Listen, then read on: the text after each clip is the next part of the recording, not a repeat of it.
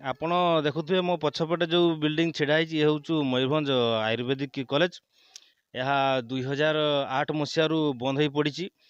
କିନ୍ତୁ ଦୀର୍ଘ ଦିନ ପରେ 2019 ମସିହାରେ ଯେତେବେଳେ ମାନ୍ୟବର ମୁଖ୍ୟମନ୍ତ୍ରୀ ବାରିପଦା ଗସ୍ତକୁ ଆସିଥିଲେ, ସେହି ସମୟରେ ପ୍ରତିଶ୍ରୁତି ଦେଇଥିଲେ ଯେ ଏହାକୁ ପୁନରାବୃତ୍ତି ଏହାକୁ ଖୋଲାଯିବା ପାଇଁ।